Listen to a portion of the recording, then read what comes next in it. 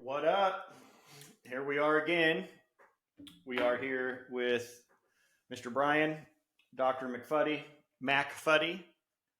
Yeah, I need to quit referring. It's not Mickfuddy like MC. It's actually Mackfuddy. Mackfuddy, Dr. Mackfuddy. It comes out like MC a lot. Like even when I say it, it's very Dr. Mackfuddy. Dr. Mackfuddy, but it's spelled Mackfuddy. Mackfuddy. Yeah. Whatever rolls off the tongue better, honestly. Most people, if they don't call me Brian, they just call me Doc.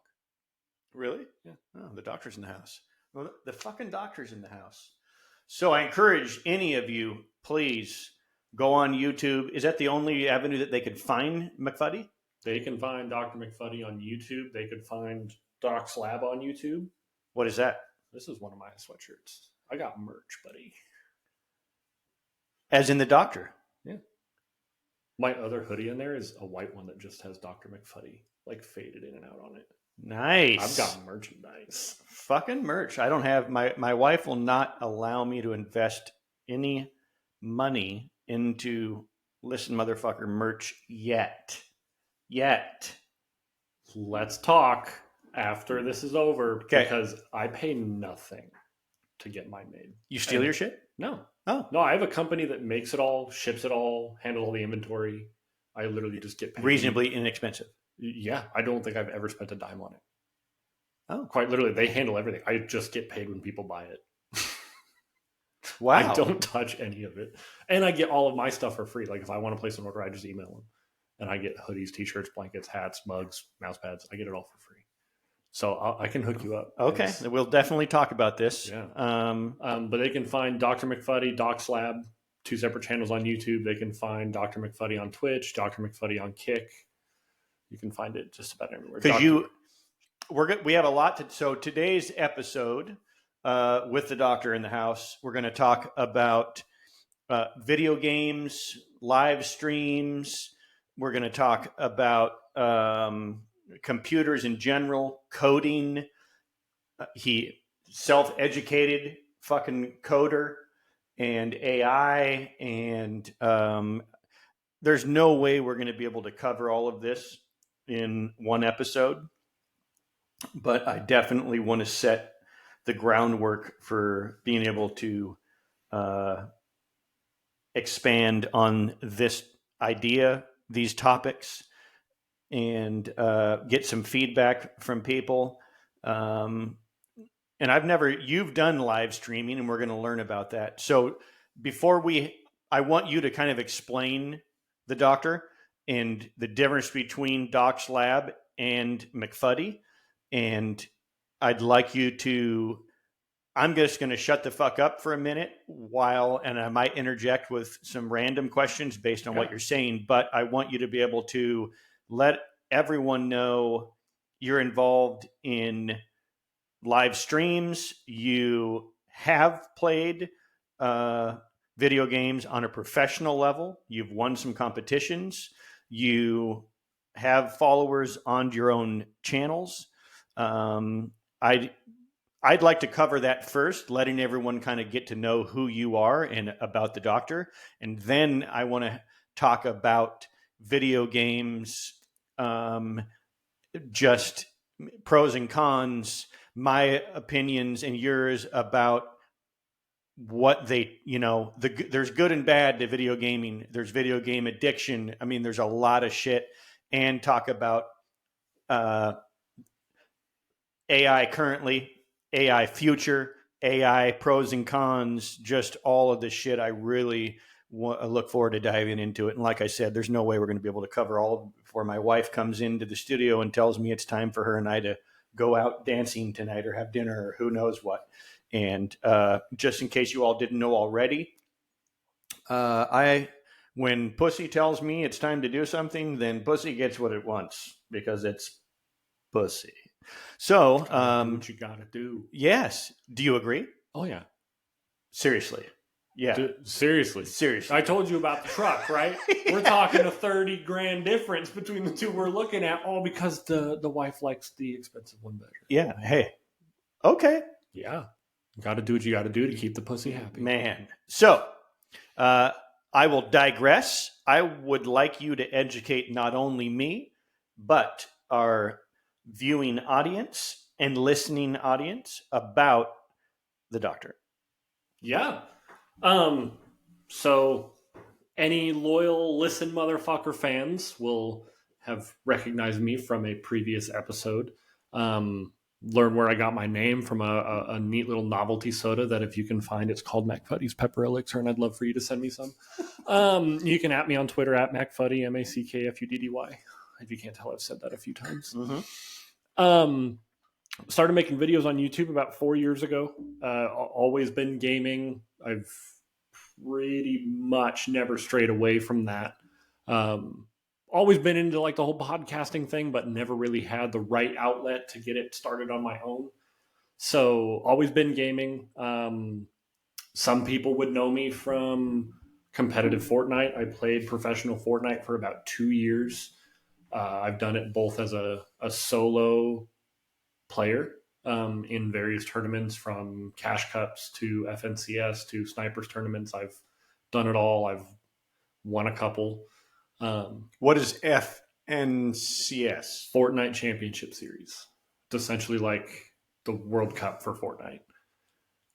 Jesus. Yeah, it's a lot of fun. I've never gone like full big stage grand prize because I mean you're talking $18 million for first place. Yeah. Are you serious? Yeah. 15-year-old won the first World Cup, took home, I think, $15 million for winning first place. And he was 14 or 15 years old at the time.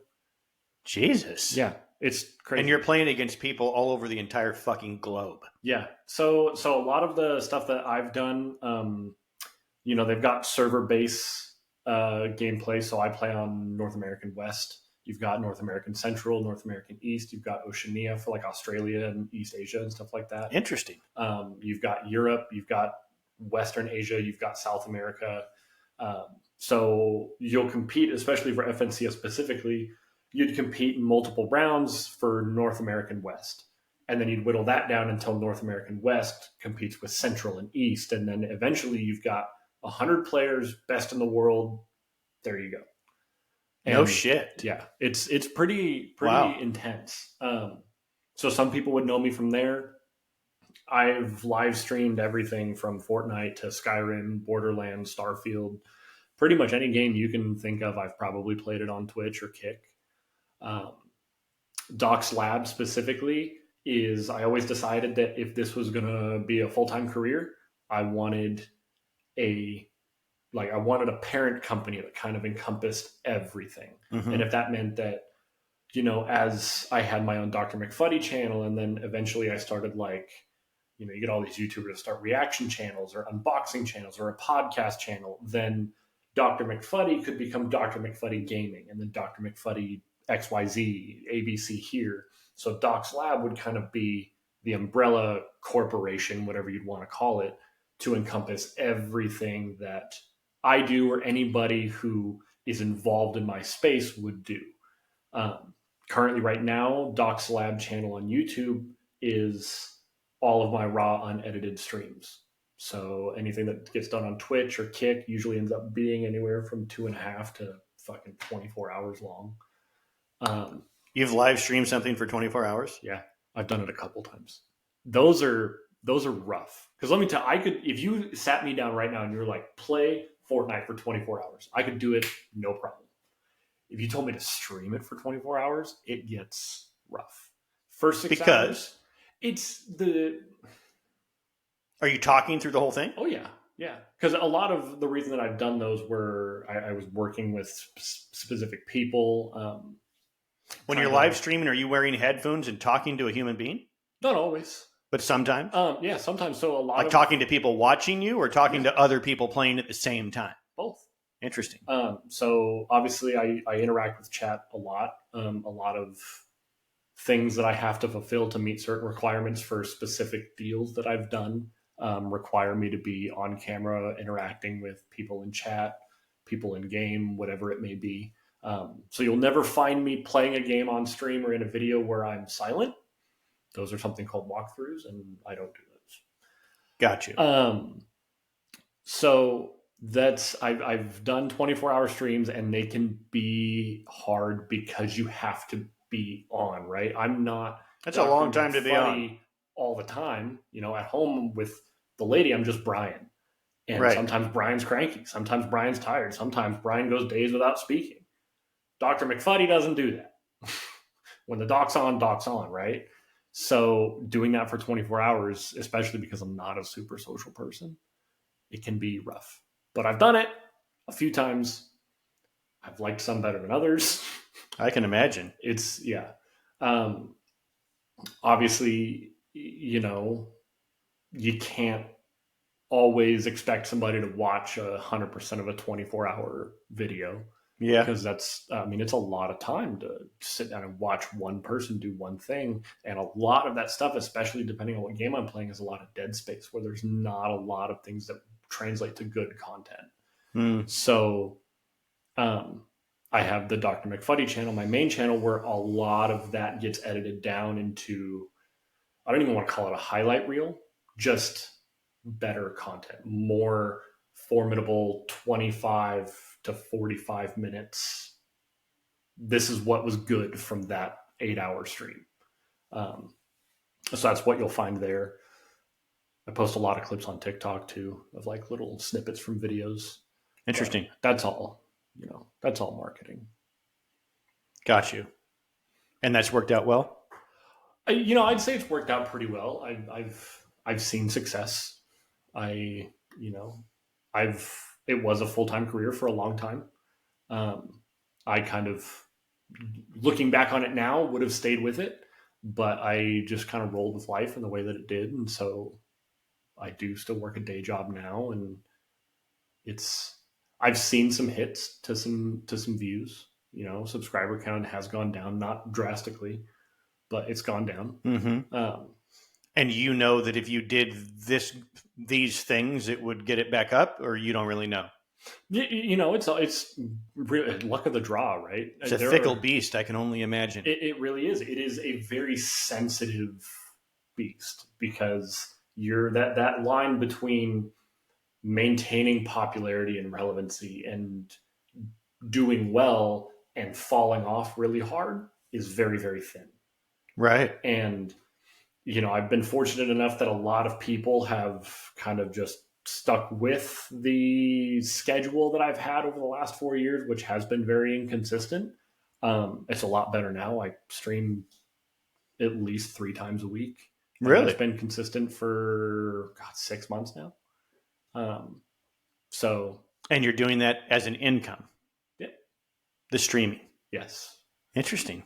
it does fairly well. Some weeks do better than others, but Based on whoever, it's somehow calculated in how many people just watched you do whatever it was you were doing. sometimes it can just be calculated on, if I want to work with this specific company, they've got requirements that I have to meet, and I can meet those requirements sometimes without a single person watching me. Interesting. It's just all about, this is the brand that I'm going to plug, and this, that, and the other. And um, I never do any work with any brands that I don't believe in. Mm-hmm. You'll never hear me talking about, oh, you need to go try Ozempic because your joints will feel better. Like, I don't, if you want your joints to feel better, go for a walk. I get you. And yeah. So, if you do see a stream or a video and you see me promoting a brand, I stand behind it 100%. Got you. And yeah, that's kind of what life has been for the last 4 years. I don't enjoy being family friendly. I'm very forthcoming about my videos are age restricted, which does hurt monetary value in the long run, because only people over 18 or with an account that has a listed birthday as 18 or older can actually watch my videos. They're Got it. Restricted from anybody younger. So that you don't have to basically censor yourself. Yeah. Like, I'm either going to be real or I'm not interested in doing this. Yeah. And some of that, when I did it originally, it was because that was becoming my full-time job. And if I don't age restrict a video where I'm not going to censor myself, I think I've bleeped out one cuss word ever, and it was just because I wanted to see if I could get the timing right. And I fucking nailed it, in case you were curious. They won't monetize a video if it's inappropriate but not age restricted. Yeah, So I age I restrict get it. Yeah, all my videos. I age restrict all my streams. maybe someday I'll understand what it's like to be monetized. We'll just have to wait and see. Well, you'll get there. You'll Yeah, get there. maybe. I mean, just fucking buy the views. No, don't do that. Honestly, don't. No, I won't. So I mean, yeah. I don't know that I missed anything. Okay, What do you want to know about the doctor? What questions do you have about that space and what I do? What's the very first thing the doctor did? The very, very first thing That was a public view. that was of public view. So the very first video that I ever posted, and it is not public anymore. Okay. I've since taken it down. Only because when I first started, I had everything that I needed. I had the microphone, I had the headset, I had the computer, I had it all. Because I played with people. And I actually played with the father of my ex-girlfriend who grew up with my current fiance. Super complicated backstory that we could get into another time. Yeah. But he's been one of my best friends for 13 years. So I had everything just so I could talk to him. And one day when I realized that we were playing all the time anyways and that him and I had really good banter back and forth, I just hit record. I did not edit anything in that first video. I did not check audio in that first video. I hit record, I hit end record, and I posted it. And it was an hour and 15-minute long video of us doing the Fortnite World Cup qualifiers in 2020. And it was horrendous. Like, content-wise horrendous, or just the quality? The quality was so bad. What? Maybe after we're done, I can go, because I can still watch it. Yeah. I'll have to show you just the difference between that first video and even the video that I posted a week later. And the only thing that I changed was the position of my microphone. Because when I originally had it, it sat way up here. Oh, well, hey, I have other episodes where my cousin Wade and I, the only other time that I had someone else sitting here with me, and I didn't have this set up.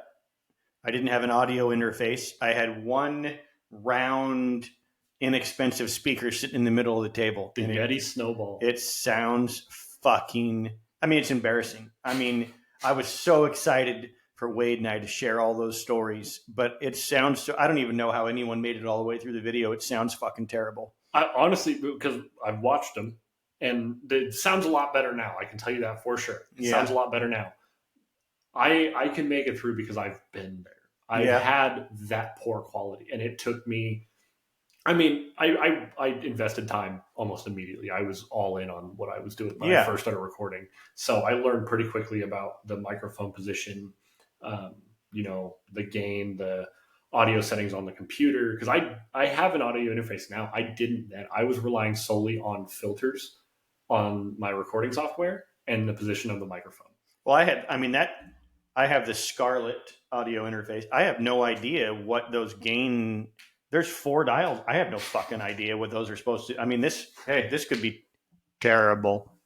Hopefully it isn't. So that was the first thing I ever did. And I will never make it public again. I think it did 7 views. Over the course of its public lifetime, it did like 7 views. You have one that, I mean, you have a video on YouTube. It has like 80 or 90,000 views or something. 84,994 as of last night. Still going up? Still going up. That's a lot. Yeah, that was a weird week for me because I had been posting Fortnite videos with my friend, and then I started playing Fortnite creative maps, which was a new thing at the time. People could go and create their own worlds essentially within Fortnite. Okay. And I was exploring a bunch of those because a lot of them had really cool storylines and I liked the game and the art style and everything. So it was kind of like, okay, cool. I don't have somebody else to rely on the back and forth now. So I have me and I have the story. And maybe this thing in the story will spark this thought in my mind so I can tell this story about me while I'm playing this game. And, okay. So I played a bunch of those. I can remember I played Sanctum of the Universe, parts 1, 2, and 3 first. I played Border Knights, parts 1 and 2 next. And then I played The Awakening, parts 1 through 4 after that. I remember it like it was fucking yesterday. And they all did anywhere between 4 and 17 views. And then I was like, maybe Fortnite's just not it. Because this was 2020. This was like Fortnite was at its peak popularity. And one of my favorite games of all time, Skyrim, reared its ugly head. And I'm like, I could have so much fun with this game. And so I recorded Skyrim. And the thing that got me my first little bit of attention was there was a follower in that game. Her name is Lydia. She is universally the most annoying person to exist in video games ever. And she said something. I was walking into a place called the Labyrinth. She walked in and she was like, I don't have a good feeling about this. And I just spun around. And she's a character in the game? Yeah, she's an NPC. So this isn't a real person. I'm playing like fully with programmed characters. Understood. And she's like, I don't have a good feeling about this. And so I spun my character around. I looked at her. I'm like, why are you speaking? Shut up. And then I went about my business. Well, then I was a sexist. So I got in huge trouble. Like I posted that video and I mean 30 seconds later, my Twitter. Because when I started my YouTube channel, I set up Twitter, Instagram, Facebook. Like I said, I had everything ready to go before my first video. Yep. My Twitter blows up. Calling me a sexist, calling me a bigot. That specific clip had been legitimately, someone clipped it like that audio bite or whatever out of that video so that they could repost it in short form content to Twitter. And say, look at this asshole. Yeah, exactly. And I was like, okay. Like, it's a fucking video game character. Like, who cares? I never responded to anybody, at least on Twitter. I talked about it in the next video. Yeah. But, like, I don't care. It's a video game character. Get the fucking panties out of your vagina and get over it. It would have been funny to turn around and go, hey, shut up, bitch. You just start replying at all the females. Why are you speaking? Yeah. Man, shoulda, woulda, coulda. But then over the next 24 hours, which I had finished posting that video and immediately started recording the second part. And then over the next 24 hours, I had been so focused on part 2 that I didn't even realize that in the first 24 hours, that first video had done like 22 or 23,000 views in the first 24 hours. And I was like, what the fuck? Right. And so then I was like, okay, well, I'm going to act cool about this. So then I just continued to make those videos as if nothing ever changed. I was still getting 4 to 17 views a video. Right. I didn't, I tried very hard not to let it go to my head. Then the next video went up and that did like 37,000 in the first day. And then the next video went up and that did like another 43,000. It just kept going up. And I'm like, what is going on? Well, then out of the woodworks came all of my supporters who were like, dude, do you understand that you're pissing a bunch of people off? And I'm like, I don't care. It's a video game. It's a video game. They don't have feelings. Right. There's a reason that I can kill a bunch of these people and the cops aren't busting down my door. It's not real. Exactly. And so basically me turning around saying, I don't give a shit if they're upset about the fact that I called this woman fat and told her I would never sleep with her because she looks like a troll. It's a video game. Get over it. And that doesn't mean that you would say that to someone in real life. No. It's just a game. It's a fantasy game. The woman was a troll. Like her race was a troll. Yeah. So at that point, I'm like, I played Oblivion. Yeah. And remember the orcs. Yes. Yeah. Anyways, go ahead. Exactly the same. I mean, Skyrim's a little newer, but same concept. Mm-hmm. And so at that point, I was like, well, I don't want to bend to the will of other people. Like if they don't like that I'm saying it, then they won't watch it. But I am saying it, and a lot of people are starting to watch it. And so I think it was I had been making videos for like a week and a half by the time I was able to monetize my channel. And then like 2 days later, I got my first check from YouTube. And based on just how many people were watching it? Yeah, just views. Because once you get your channel monetized, YouTube is who pays you? Well, technically, it's like a sponsor or something? Sponsor, because you get the ads at the beginning of YouTube videos. Yeah. That's who pays you. And depending on how popular you are at the time, you'll get paid per view and per click, as well as per new subscriber on that video. So, like right now, being that I still have a monetized channel, if you were to go straight to my channel and subscribe to it, I would make nothing. If you were to go to one of my videos and subscribe from that video, I would make, I think, like 15 cents per subscriber right now. I was getting paid 10 cents per view at the start. I think the highest I ever hit was like $1.05 per view, which would have been like peak 2021. So I mean, yeah, it worked out really well, and I'm like, fuck it. So I'm calling up my girl at the time, and I'm like, you're not gonna believe how much fucking money I just made. Right. Do you want to go on a vacation? Like, what do you want to do? And it went really well. And then honestly, Skyrim is what I stuck with, because not only did I know the game really well, so it allowed me to, I didn't have to focus mentally on the game very much. Like, I could play that game with my eyes closed. So I can focus over here and talk about this while also playing the game. And that worked out really well. And then I got into like modding Skyrim, so I can change the game with this game file edit, game file edit. My son's favorite game of all time is Skyrim, followed closely by Fallout, probably. Fallout's pretty good. And he built a fancy computer, like he built it himself.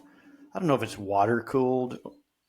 It's probably just air cooled. I don't know. But it lights up and does all these things, and it had to be fancy enough that allowed him to do his own mods and miscellaneous shit. Yep. Stuff I don't understand, but he was super excited about it. Yeah. No, and that's where I still post Skyrim videos now. And it's evolved into this. And it's not you explaining what you're doing. It's just people watching you play it. Yeah. And I mean, so I did a kind of a fun thing that I'm still in the middle of doing with Skyrim, because I stream on 2 different live platforms. I stream on Kick 2 times a week, and I'll stream on Twitch 1 or 2 times a week, depending on how many times I'm streaming. And so what I've done is on Twitch, I've created one character in the game, and his name is Millie Bays, like a play on Billy Mays from OxyClean, and he's going to become the best mage to ever exist in Skyrim. Well, then I've got Jane Dwanson over here, play on Dwayne Johnson, that I stream on Kick, who's going to become the best mage in all of Skyrim. So now I've created 2 separate characters that are backed by 2 separate communities on 2 separate platforms. And once I've decided that they've reached their conclusion, there's another mod that I can use where I can send the save file to a friend who can then load that character into the same save file as whichever character I'm playing, and I could literally make my characters battle each other. So I've created like this, oh, well, we're all for Jane Dwanson, a war for Millie Bays, and now it's like I'm taking my 2 very loyal and supportive communities and making them fight each other because it's funny. And you know how to do all that? Yeah. Yeah, I can't imagine. I don't like not doing things myself. I'm very controlling in the way that, like, if it needs to be done and it affects me directly, I trust myself more than other people to do it. Now, there are some, like, I'm not going to do surgery on myself. Right. I'm not going to do electrical work in my house. I would call an electrician. Mm-hmm. But, like, oh, if I want to do this thing like programming or editing a video, I've never had my own editor. I do it all myself because I know my editing style. I know what I like. So why would I trust somebody else to do it for me? Is this why you taught yourself how to do coding? I taught myself how to do coding because I was bored. I was in the 8th grade and I got really bored in language arts class. And I was like, that looks like it could be kind of cool. I want to learn how to do that. And that's literally where it started. I think I read like 2 textbooks on it, and then I started Google searching everything and then practicing. And is it hard? No. Time consuming? Not even really that, honestly, because the biggest ever-changing variable about coding is whatever the subject matter is, right? Like a JSON function in Python is going to be the same no matter what the function is. And it's always going to be a JSON function. But the subject matter of like, oh, the JSON function of this wheel or this cog or this arm will be different. So whatever you're trying to do is the only thing that ever really changes. Now, the actual lines of code per that function will be different depending on what language you're coding in. Like actual language. Like actual language. Because you've got like JavaScript, and that's what runs a lot of very basic. Oh, we're not talking Chinese or English or Spanish. We're talking coding languages. Okay. And I mean, it kind of works in the same way where, in English we say hello, in Spanish they say hola, or you've got ciao and all this other stuff. And the same way you'd say hello in Java means the same thing in Python or in C#, but it's just written a different way. And so I learned with Java because it was the easiest. It was very simplistic. That's what all the coding classes teach you. And then from there, you start to learn about different functions of each coding language and at what, I guess, applicable aspect they can be used. Because you can use any language to code anything. But if you wanted to code image processing onto a Raspberry Pi computer chip, very, very high latency, low processing capability, JavaScript is going to be too simplistic for the computer to run the proper scripts that it needs to process the image accurately. C# would do it just as well, but almost overcomplicate it. And so then you would run into latency issues as well. Well, then you get into, okay, well, Python is literally designed for image-based processing. Their whole world is, here's an image, identify it. And from there, you can throw that into a camera system. The first ever big project that I did was for a project management company down in San Diego. And they used UAV platforms or drones to aerial map job sites for civil engineers. Well, it costs a lot of money to pay a pilot to go out and fly this drone and take pictures every 12 feet.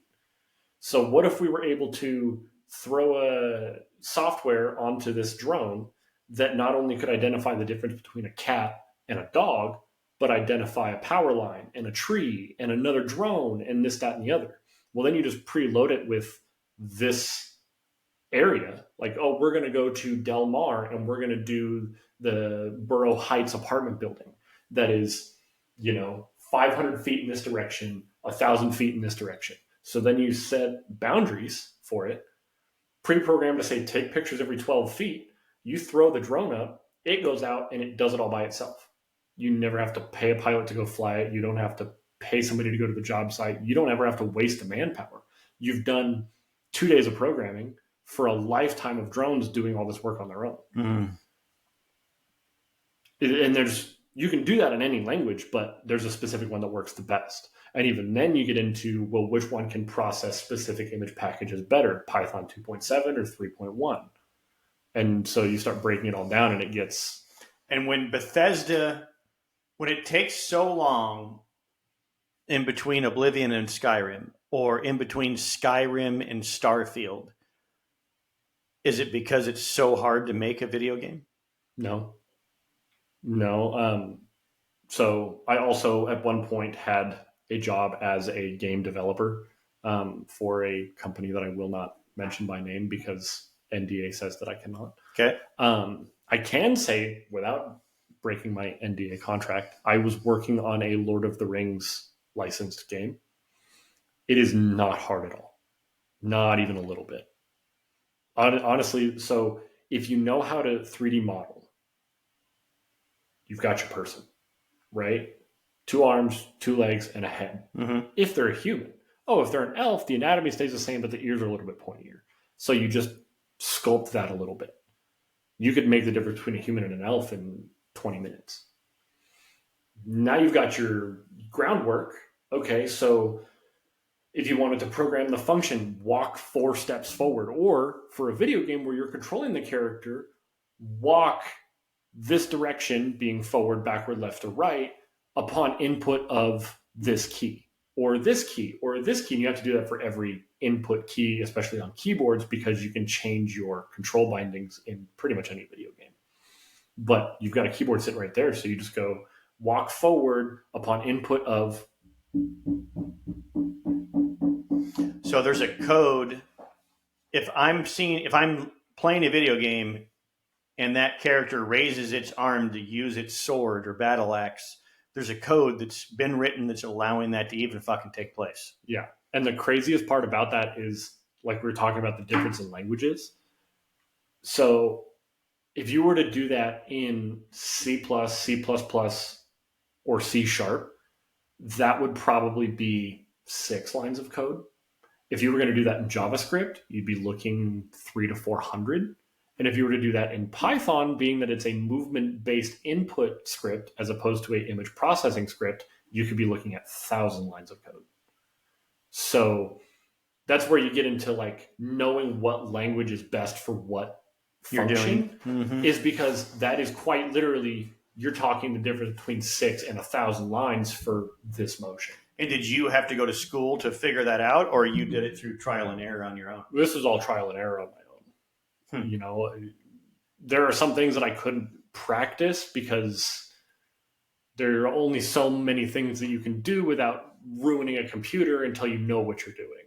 So it's all, in theory, this is how it should work. How would you ruin a computer? You know how many scripts you've got running that computer right now just to be connected to the internet? Not at all. A lot. So you go and start screwing around with the script on a computer, especially if you were going to use like Microsoft PowerShell as their big development base, and you change a period to a comma in your trail text start file, your computer's never going to boot Windows again. It's that simple. It's that simple. That easy to fuck it up. Yeah, that is how tedious code can be. And that's like, I never tried to learn more than one language at a time. And a lot of it is like transcendent, right? Kind of like French, Italian, Spanish are all love languages. Once you learn the basis of one, it's easier to learn the others. So once you learn C, it's easier to learn C++ and C++ and C sharp because there's very minute differences. But I never tried to learn more than one at a time because then it just gets overcomplicated, and that one period that's supposed to be a comma or vice versa can ruin a whole project. And can you imagine looking through hundreds of thousands of lines of code for one period that should be a comma? I've done it, and it sucks. And when you say a line of code, is it literally, like if I was on a computer screen, it's a line of numbers and letters and punctuation marks? That is actual code. Yeah. I mean, so a lot of development code and stuff like that will have full speakable English terms in there. Gotcha. It's not just like, it's not like binary where it's just a random symbols. There is a lot of that, but there's not, like, there are words and functions. And is creating artificial intelligence, is it the same type of code that you would use to create a video game? Is that same technology, that same software is how you create artificial intelligence? To an extent, yeah. So the biggest difference, whereas like in a video game, for that one character that we were talking about, you could use 4 different languages on a single character.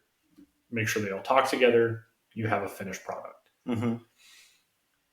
To do that with artificial intelligence is when you have to start breaking down the actual structure of neural networks and how each of those function. And each of those neural networks has a node, and each node has to be programmed specifically. So you're programmed by a human being. Correct. And I mean, ideally, computers can program other computers. But so if you wanted to start with the simplest neural network that you could for an artificial intelligence, something called a radial basis network. And it works visually a lot like chemistry, where you've got a single node here that branches off into 2.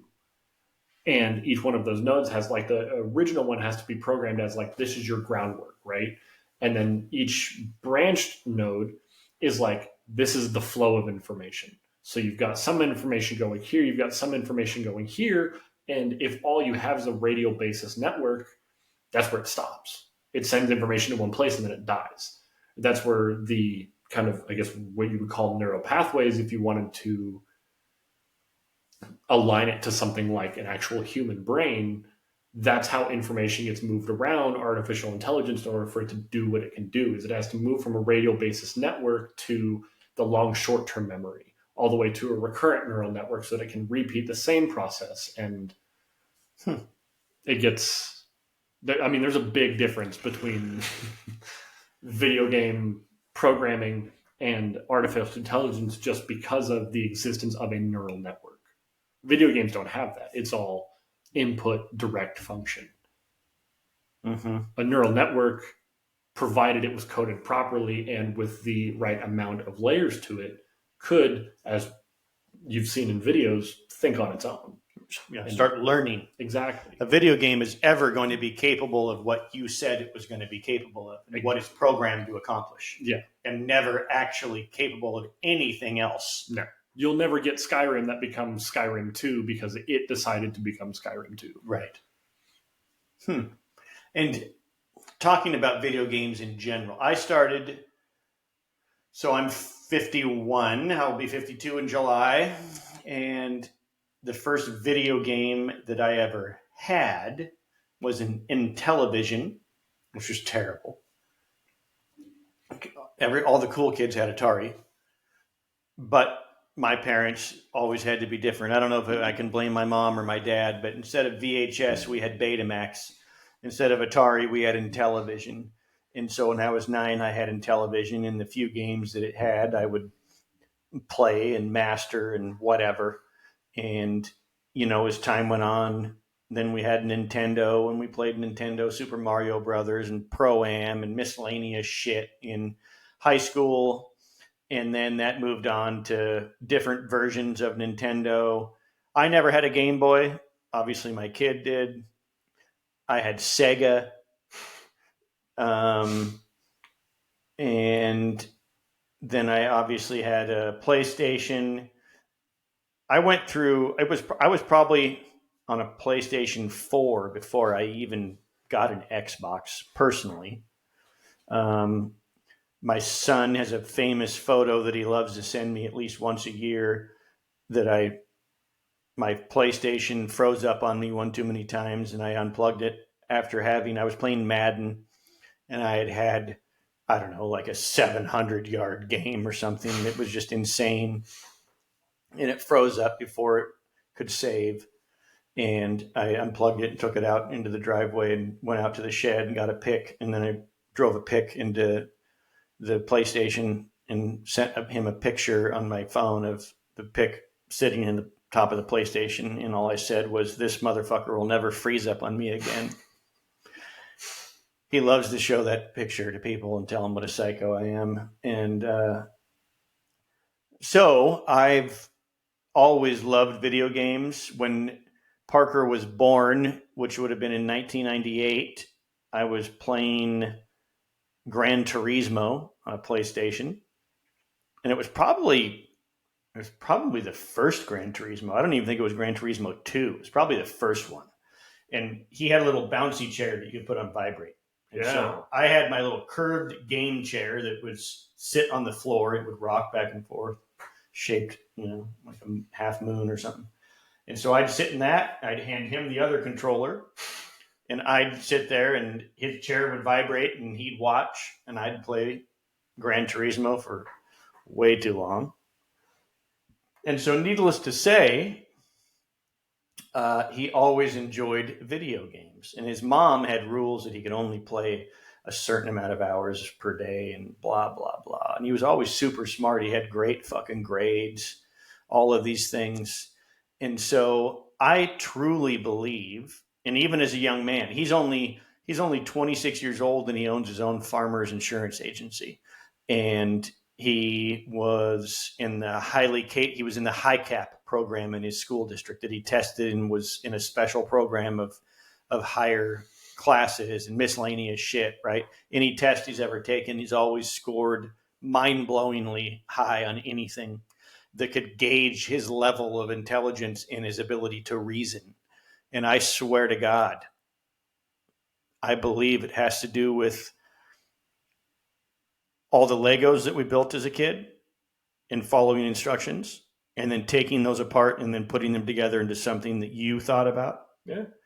And the process of playing a video game, and where I loved racing games and sports games. He liked everything but. I mean, he played Forza and Gran Turismo. He played those, but he loved games like Oblivion and Red Dead or whatever, right? All the first person or whatever. I don't even know what they're called. That style of video game, like Skyrim or whatever. RPGs. Okay, which stands for what? Role playing game. Yes. So those would have been in his wheelhouse, and so I swear to God, I truly believe that they nurtured his ability to rationalize and problem solve at a very, because he was playing them by the time he was 5 or 6 years old or whatever. And I was very upfront about talking about real and fake in video games and violence and all those miscellaneous things. But I was also the type of parent that I didn't not swear in front of him or my daughter. I was always myself, but we had rules on what was appropriate based on your environment, who you were around, and the age and shit like that. And it was literally, Tiff and I were always the parents that even when Parker and Toria were babies, toddlers, I would talk to them like I would be talking to a 25-year-old human being. And so by the time they were tiny, they were having full-blown conversations. Someone in their own age group could maybe had 12 words or get it. Well, I mean, whatever. Parker or Toria could literally sit down right there and have a full-blown fucking conversation when they were still, wearing diapers or whatever. You know what I mean? So I will toot my own horn on that. I think it isn't only video games. It was just the way that Tiff and I chose to parent.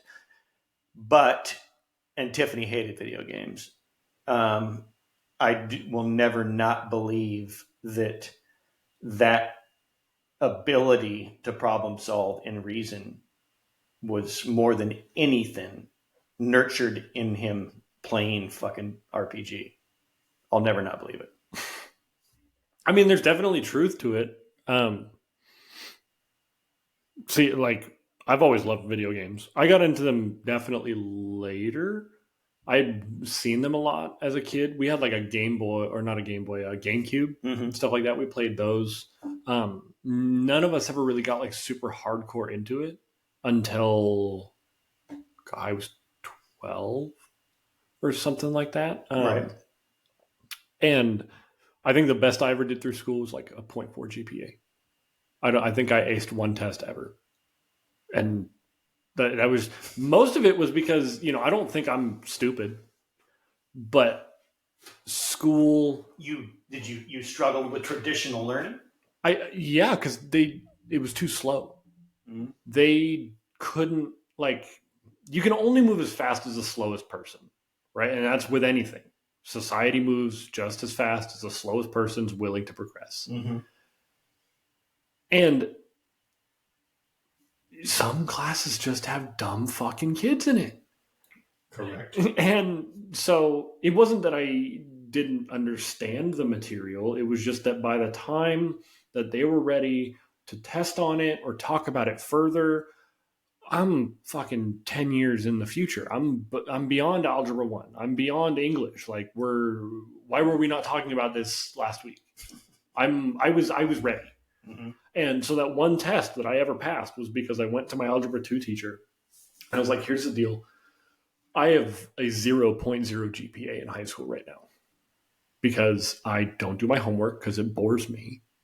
I don't ever show up to class because you're taking too long. But I know if I want to do anything like further in high school, which I didn't, I have to retake your class. And I was like, I'm willing to put in a legitimate effort, but here's what I need from you. I'm going to sit in the back. You're going to hand me the full semester syllabus on day one, and I'm going to put my headphones in, leave me alone. And that's exactly what she did. And when I was ready for the test, she would give me the test. And if that was 3 weeks before everybody else was ready, then it was 3 weeks before everybody else was ready. And I passed that class with flying colors. Gotcha. But teachers aren't willing to do that all the time. No. And so school was too slow. What should be changed for those? Do you think it comes from a teacher not believing that that child is capable, not believing that child or their parents that that child is actually capable of? Why do you think that that opportunity doesn't exist more often? Because they don't have the resources to do that. There's Because more, it requires more one-on-one. It requires more one-on-one because it requires more work for the teachers than the school districts are willing to pay them. Because imagine if you think you had 30 kids taking tests at different times. Yeah, it would be chaos. You can't have class discussions if everyone's at a different point in their class. That's why I said I'm going to have my headphones. Give me the full semester, because then I don't have to listen to what you're saying.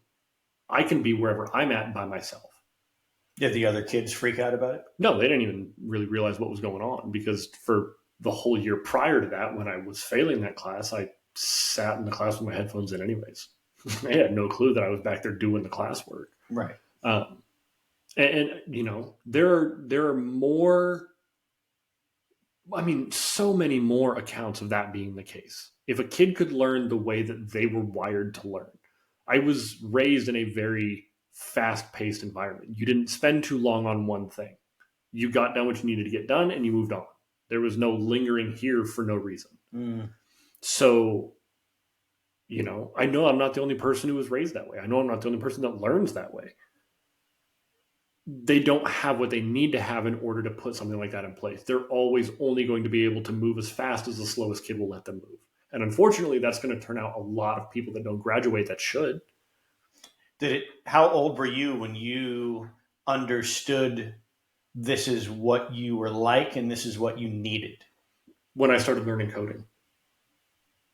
Because from the time I'm very much self-aware in the sense that I will never try and apply something like a real world application unless I know I'm comfortable enough in my knowledge to do it and do it well.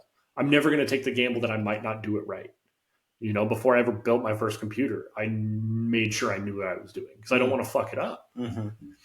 And when I started to learn coding, you didn't want to fuck it up because you're afraid of failure, or you didn't want to waste the money? I didn't want to waste the money. It was a pretty big part of it. But then once I go in, I don't have to spend so long on the trial and error. Like if something does go wrong, I know enough about what I'm doing to know what went wrong. So then the, fix, rinse, and repeat process is seamless and it's quick and I can get back on track. A lot less time wasted. Money's money. I don't want to spend a bunch of money on fucking up because I didn't know what I was doing, but I don't like to waste time. It's more of you mitigating your frustration. Yeah. And when I started learning coding, it was something that I was interested in. And it was something that I could learn at my own pace because I was doing it on my own. Mm-hmm. And I would turn around and be like, man, I feel like I could do anything in JavaScript now after 3 weeks. Well, then the next 6 weeks, I learned everything about the C language. And that was 4 different languages. And then, so I started to learn, like, if I can do this at my own pace, I learn things quickly. Like once they start to make sense a little bit. And how old were you? I was 13. So 11 years ago, 12, 13 years old. And that's how it's always been. If I want to learn something, I will learn it. I will learn it well, and I will learn it quickly because I don't want to waste the time. And now that you're now that you are an adult, does that cause problems? Does that put you at any disadvantages? Do you wish things were different in some ways? I do, but not in the way that people expect. So a big issue with the way that I learn is that if my brain goes without being legitimately stimulated, then it almost feels like somebody's taking my brain and physically painful, like somebody's taking my brain and just stretching it out like dough. Just doing this like it's going to snap like a rubber band one of these days. And that's something I wasn't experiencing when I was younger, but I think that it was because I never had the stimulation that I was craving. So I didn't really notice that anything was wrong. Well, then when you get that stimulation, I'm like, I can hyper focus on this for the next 4 months. Well, then once that's over, now everything's kind of slowed down again, but my brain's still going a million miles an hour. So it feels like it's just being pulled in every which direction. I get distracted a bunch unless I've got something to focus on. And that's why certain work has always intrigued me. You know, I love coding, I love architecture, I love engineering because it's something that I can hyper focus on that is very, very complex. Yeah, I was going to say intricate. Complex is a Yeah. better word. And, you know, it can be, especially coding, very fast paced, very go, go, go, go, go. And so whenever I've got stuff to focus on, I'm okay. I can stay focused on whatever I need to, even if it's not the work. Couldn't you make $3 million a year working somewhere doing code? I mean, I'm sure I could, but no. My biggest issue is that the schooling part is what failed me really hard. I never went to college. I have my GED, and apparently that piece of paper that said I went to college or I finished high school. I've recently heard the term paper ceiling, and I'm just now starting to learn what it means. Yeah. It's exactly what you're describing. Yeah. It doesn't actually matter what you're capable of. If you don't have a piece of paper that says you are actually capable of it, Yeah. then no one's interested in. I mean, you should be able to walk into a job interview without a paper and have them not feel like you're wasting their time. And okay, I'm going to assume that this kid's full of shit, this guy, whatever, right? And I'm going to give them this. Well, if he just accomplished this and I can see that he accomplished it well, okay, well, now this person isn't actually wasting my time. Let's go to the next step and actually have a process that eliminates the paper because the paper actually isn't necessary. Neither is all the fucking school and money spent. Yeah, exactly. And I reckon it's never going to fucking change. It won't. It's getting worse. Because I mean, even think like so. I've done the game development, and I lost that job through my own fault because I was also working on a personal project with coding at the time, and I had found something that would help a part of that company do something that they were working on better. But what I had taught them that I had just taught myself made my job obsolete for their video game design. So why pay somebody what they were paying me when a machine could do it just as well, if not better, for no money? So I worked myself out of that job, which sucked. But I've done engineering and architecture jobs. I helped with the design for the new Buffalo Bills stadium. I did a bunch of the structural work on that stadium that's opening next year. And that doesn't matter to anybody. I can't get a job doing that work anywhere because I didn't go to school. How'd you find yourself in a position to do it? Knowing the right people? Yeah, that was pretty much it. When I was down in California working with the drones and stuff like that, one of my bosses was he worked there as a survey technician kind of guy. Like, he knew job sites really well, so he would go and do site walks and estimation and stuff like that. Well, he owned an architecture firm back in Oregon, and one day after I had finished all the programming for the UAV platform, he was like, well, do you want to learn how to do this? I'm like, well, sure. And so he sat me down. Literally, he opened AutoCAD, and he would essentially find like a blueprint of a house and put it as a backdrop, like just like a 2D backdrop. And he goes, all I want you to do is I want you to go Command L for line, and I want you to trace this. And I did that for like 4 days, just learning how to draw lines. And then he would teach me about how to do, the center arc of a curve so that I could do this angle and then do this angle. And then you start to learn about how to actually do the math. It's like, I failed algebra 2, but I can do trigonometry in my head if I'm looking at a building plan or I need to design a building. And so he contacted me and he was like, hey, we're looking for a new junior designer. Obviously, I know you didn't go to school. What are you doing for work right now? And I was doing YouTube at the time. I had quit my day job and I was full-time doing YouTube.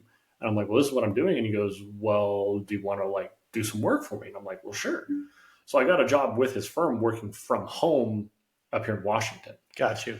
And I was like, well, how am I going to be able to do any of this? I don't have my license to do any of this. And he goes, you can design the plans as long as they're approved and signed off on by a senior licensed designer. Yep. Nobody cares. Like, but you have to have somebody who's willing to take the liability of you doing this work. Well, the only design process I ever knew was the one that he taught me. I was just essentially a younger version of him. Right. And if you trust yourself to do it, you trust other people to do it. Right.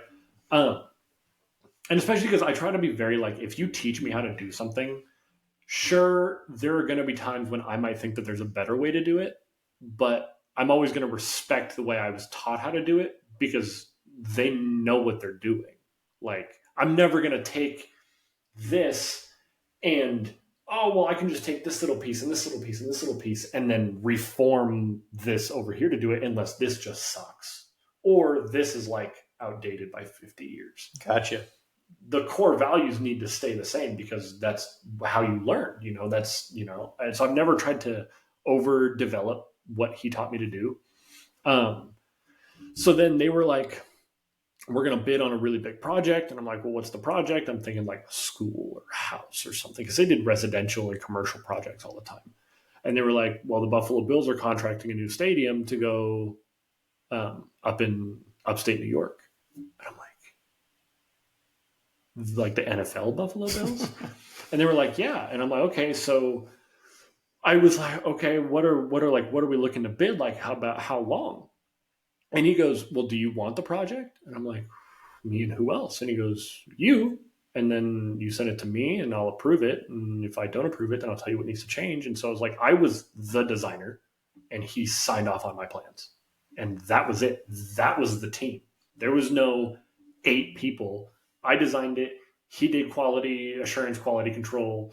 I would do my own QA, QC, and then back and forth until we were like, we're happy with this, send it off. How long did it take? 6 months. Jesus. And you made good money? Oh, yeah. Yeah.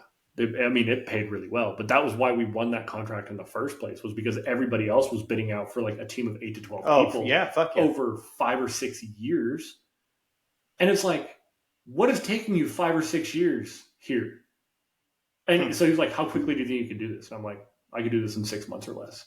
I did it in 3, but I didn't send it off until like 6 months because I'm like, I don't want him to think I did this too quickly. Right. And nor rob yourself of the income.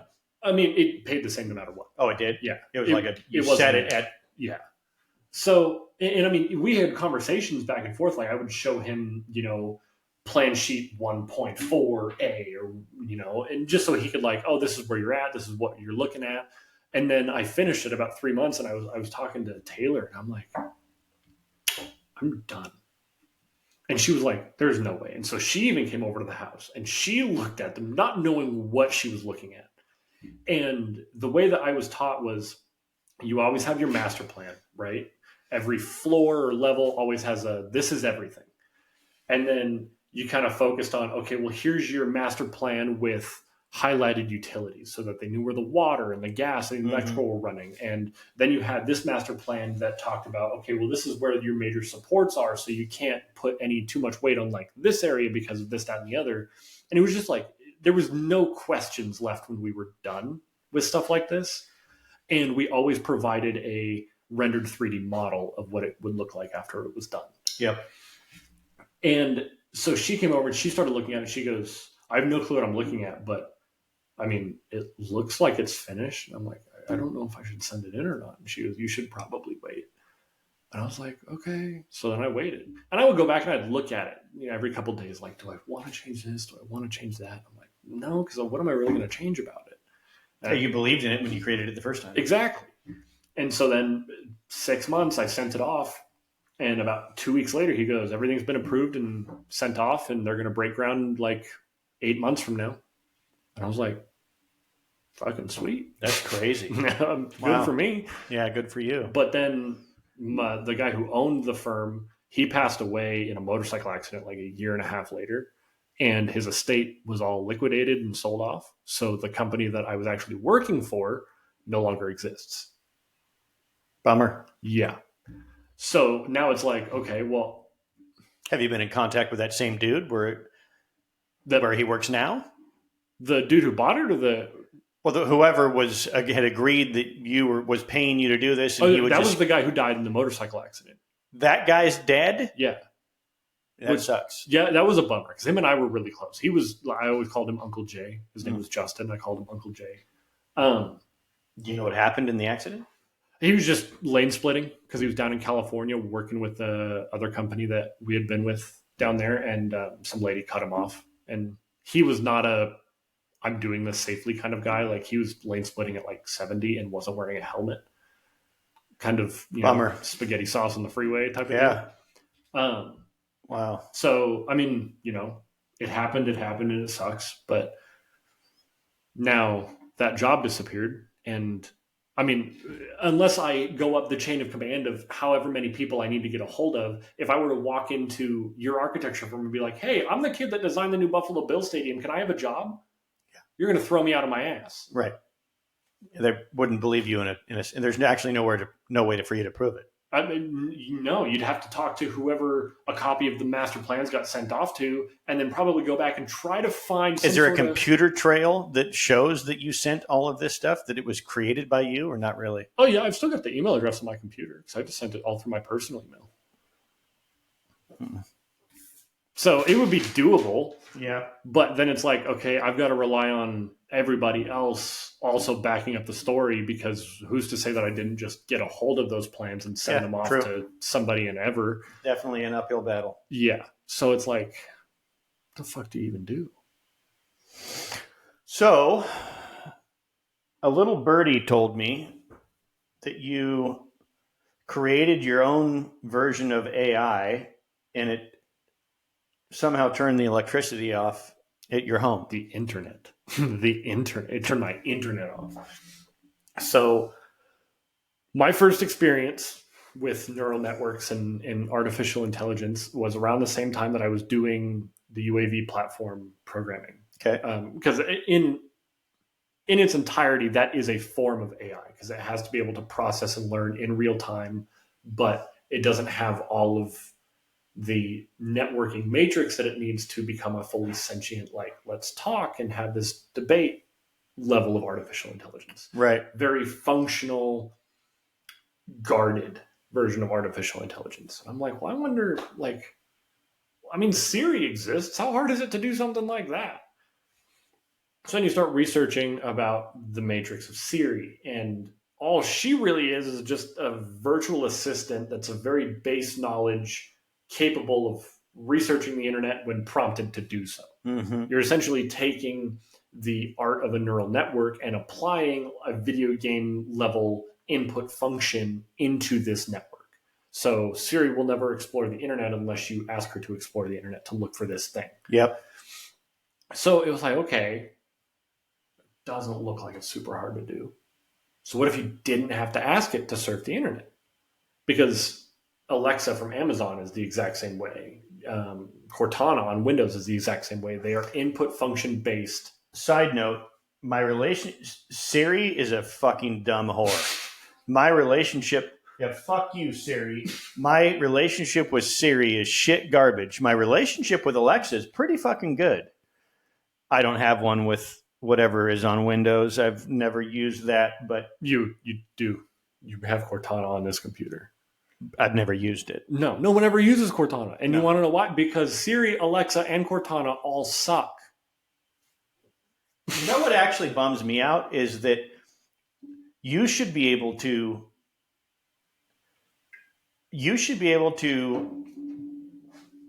talk to Alexa in any language.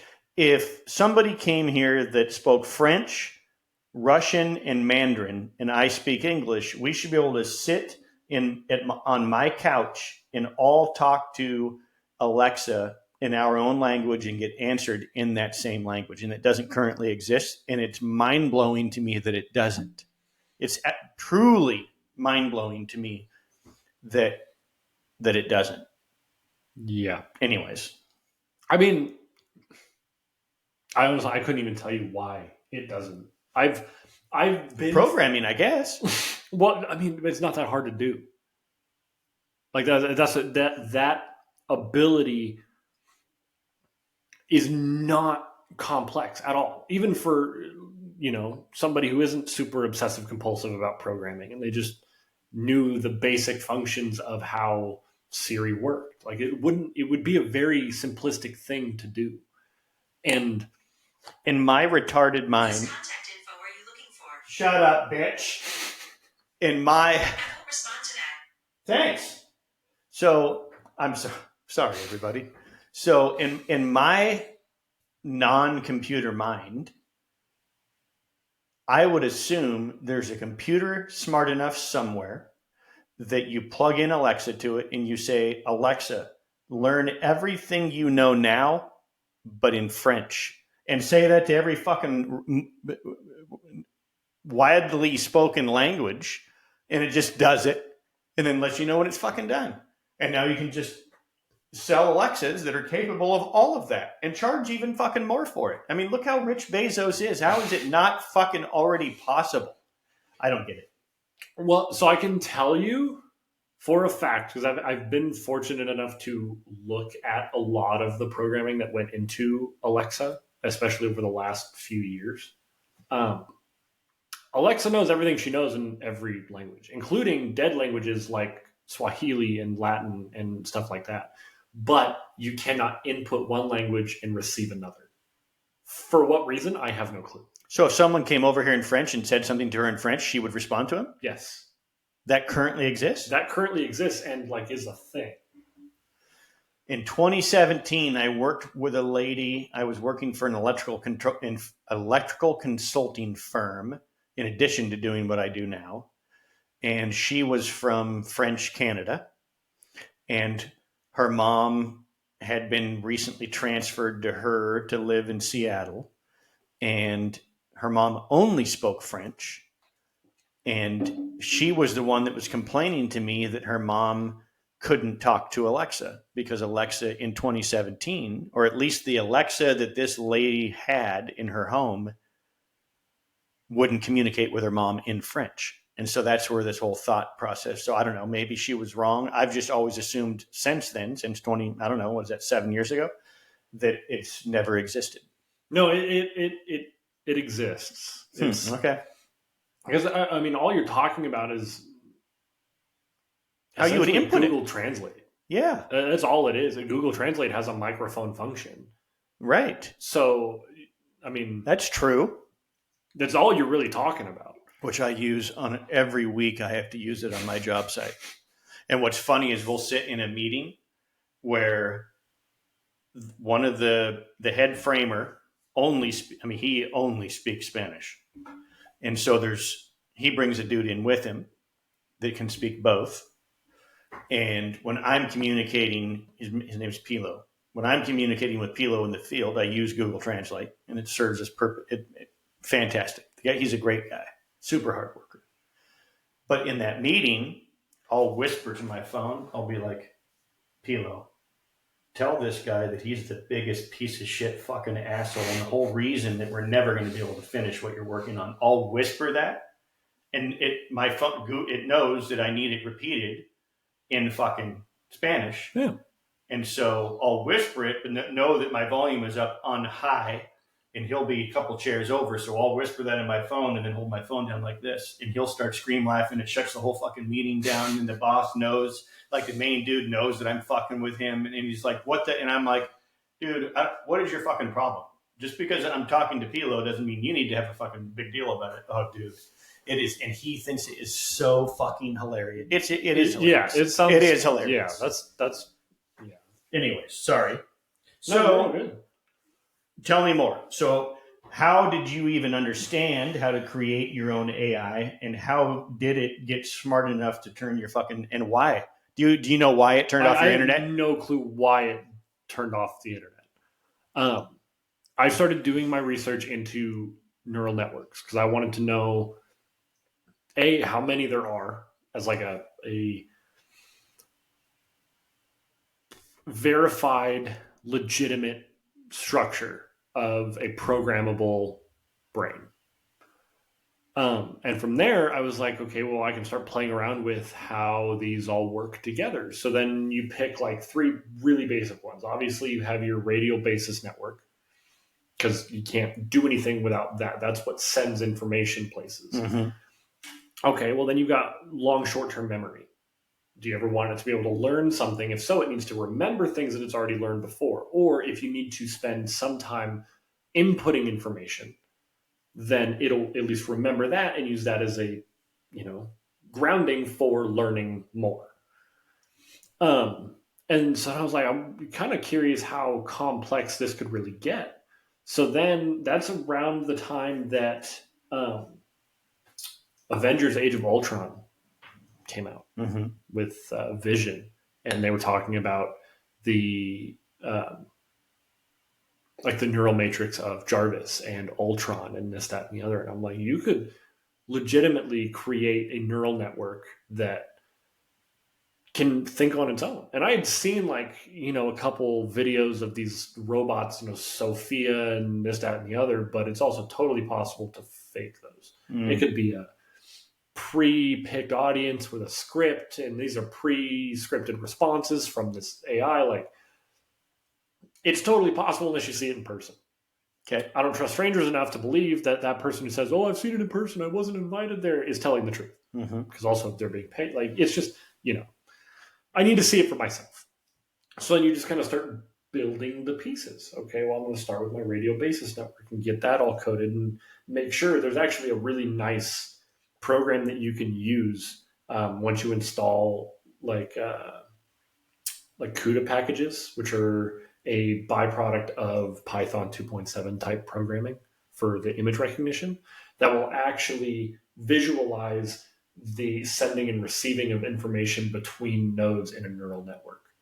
And it's really cool because eventually when you get it all together, it's like this giant, at face value, it's just a bunch of these empty squares with lines running on between it, and you're watching different colors flow different ways because that's it thinking. Like, that's information being sent to different places in the brain. And so, there were times when, being that I didn't have it active, I could trial and error. Okay, well, this one needs to be a little bit more, amicable with this kind of language into this specific network. And eventually it just kind of all came together one day. And I'm like, okay, cool, but I want to teach it more. Well, I don't have to really teach it anything except for go search the internet for safari animals. Well, then it comes back to me with everything that's ever existed informationally about lions, giraffes, and rhinos, and elephants, and leopards, and anything that's ever been considered a safari animal. Even if your domestic dog was considered a safari animal 8,000 years ago, it'll come back with that information because... And if you asked it a question, it would answer it. Yeah. And so after that, it started kind of evolving into its own, sentient being. And what was its name? Carlos Danger. Okay. No reason, just Carlos Danger. All right. And so it was kind of cool to have this that, it just existed. Like, it didn't do anything specific for me because unfortunately, like, the hardware has to be able to accept the commanding script of a software. So I can't put it on a computer and have that run my computer for me. It can exist concurrently with the software on my computer, but it can't. They can't talk to each other. They can. It's just my software can't call the shots. It's along for the ride. It's not driving the plane or driving the car. And then one day, Taylor and I came home, and I had no issue so far, nothing weird, nothing out of the ordinary. And we couldn't get the internet figured out. Well, we're calling Xfinity. Well, what the fuck is up with the internet? Well, there's no maintenance or anything. Your internet should be, serviced and good to go out of your house. Well, then we check all the cables. Well, all the cables are fine. Okay, well, what if we hardwire into the internet? Well, that's not working either. So finally I was like, okay, I don't like doing stuff like this because this is when something goes wrong. But if you know kind of where to explore when you're hardwired into the internet, you can kind of get into the back door of all of the script that's making your modem communicate with the Xfinity servers and the cell towers and this, that, and the other. So then I kind of peeked into ours, and it was all sorts of fucked up. I'm like, well, that's kind of weird. So then you grab a chunk of script that shouldn't be there. You trace back the source code to where it came from. Oh, well, this came from my computer. Well, what folder did it come from? Well, it came from, text trails. Okay, well, that came from Windows. Well, that came from Carlos. So at some point, Carlos had figured out his way to work its way from its folder into the text trail folder, into the Windows folder, into our internet, and just kind of threw information in there so that the communication between our modem and Xfinity stopped. Like everything that was coming Overloaded here, it or something or something. it literally just, it'd be like putting your finger underneath the faucet. If you had a faucet running and you just stuck your hand right here, water's still flowing, but it's not going anywhere. Mm-hmm. So there's no way for the water to get down here. And that's all he did. He just stuck information in there that wouldn't allow communication between point A and point B. So we were getting no internet. So then I had to go through, it took me like 18 hours to go through and essentially scour all of the communication script between Xfinity and our modem. And I had to clean it all out. And then I had to call Xfinity, and I'm like, yeah, it was super weird. I don't know what happened. I have no clue if any piece of Carlos ever got into like Xfinity's further shit. We had our internet back. That's all I cared about. And then I shut him down. And hasn't been turned on since? Hasn't been turned on since. It got a little far to the point where I'm like, okay. Can he live on a computer without internet? Yeah. And he would still remember everything that he had learned prior? Yeah. He wouldn't be able to learn anything new, right? Because there's nowhere for him to go, right? But since he went on and learned everything about safari animals, would it matter if you literally could you speak or you had to type it? You could do either. If you said, Carlos, tell me everything I need to know about a giraffe, does it need to be more specific than that? Like you actually have to have a real directed, specific question?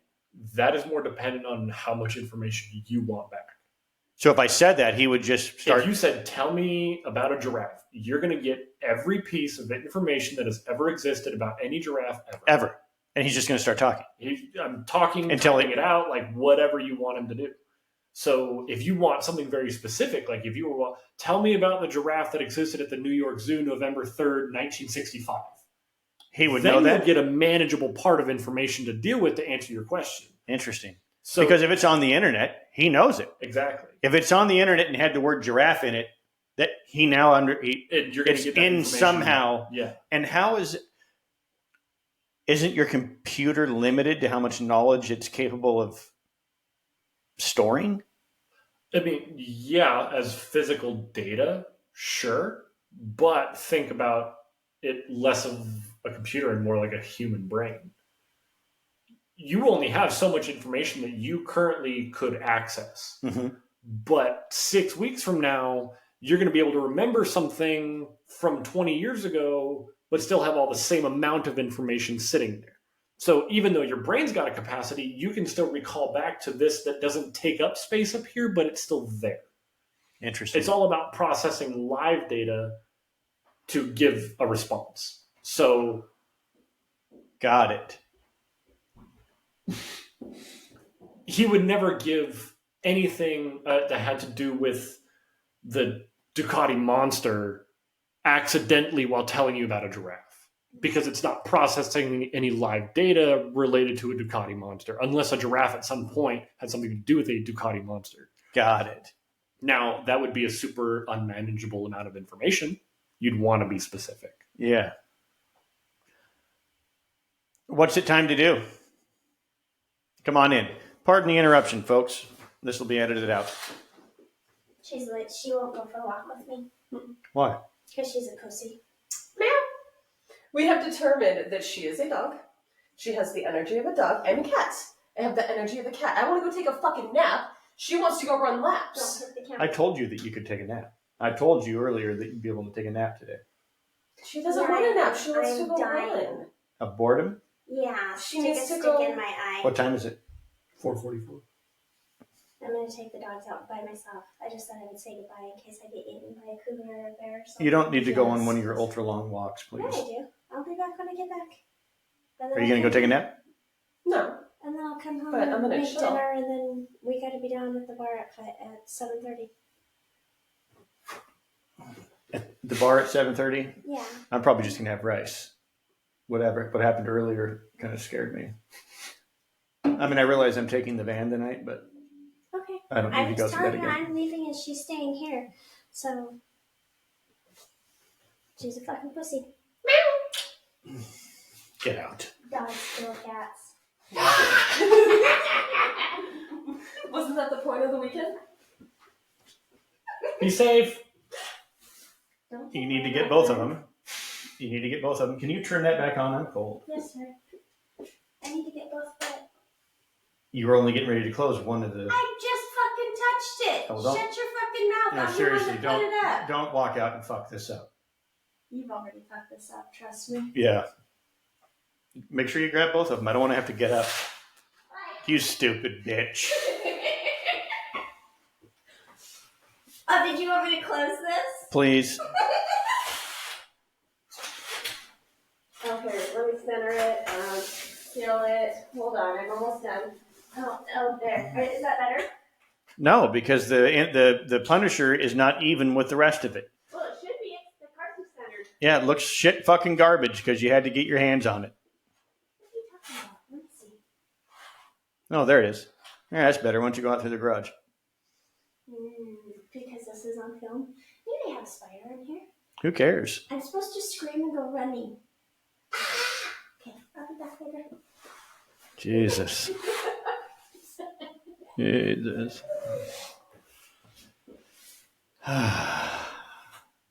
You need to burn off some energy?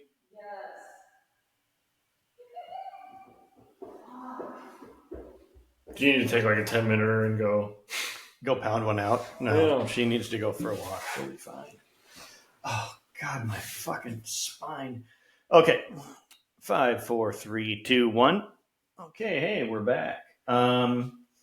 We were talking about AI and the knowledge. I think that was you. You sent me a link to they were interviewing a robot. Yeah. And I think somebody asked it something specifically about whether it could take over the world. They were asking an artificial intelligence program if artificial intelligence was capable of designing itself. Because they want to know if artificial intelligence could ever create more artificial intelligence. And I think it said no. Or did it say that it was limited based on what access they had to knowledge? Yeah. Essentially, the boilerplate answer is that it's limited to whatever its designer allows it to do. Do you believe that? Is that true? No, yeah, 100%. If they never allow it the capability of learning about what artificial intelligence is, or how to create it, or what a neural network is, then it'll never be able to create one. Don't you think human nature is some dumb fucker somewhere will make sure that they create an artificial intelligence that is all-knowing? Well, yeah, that's what I wanted to do. I just don't want to let it shut down my internet. I can't play Fortnite if I don't have internet. You can't make a living if you don't have internet. Hey, I still sell shoes. I just be dumped down to a certain amount of money an hour. Man, that sucks, doesn't it? Yeah, I need internet. So, I mean, it will only allow what you allow it to do. Have you ever watched the 80s movie War Games? No. It might be too old for you. You might be bored, absolutely bored with it. Do you know what I'm talking about? I know of the movie. I've just never seen it. Yeah. Yeah. And at the end of the movie, it basically just stops because it knows that if it let both countries attack each other, that it would end everything. And it thought that was stupid. So the game was unwinnable, so it would stop playing the game. Well, I know that there's a really big thing I've actually seen going around Twitter and TikTok the last couple of days about how everyone's freaking out because of artificial intelligence became fully self-aware, which is a bullshit statement because all artificial intelligence is self-aware. It knows that it's not a physical being that can walk around the grocery store. If it's smart enough to surf the internet and teach you everything there is to know about giraffes, it knows what it is. It's kind of... I never thought about it that way. Yeah. So I don't like that term, but fully self-aware, fully sentient. And if it was, then it would also be smart enough to know never to admit it.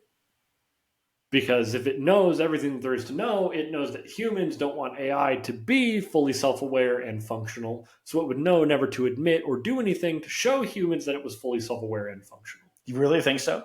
I think it's totally possible. I don't think many people are dumb or brave enough to ever create something to be that way, especially without safety measures in place to keep it from getting out of control. And I think, wasn't that you and I that were talking that the one thing that it probably can't learn under any circumstance is emotion?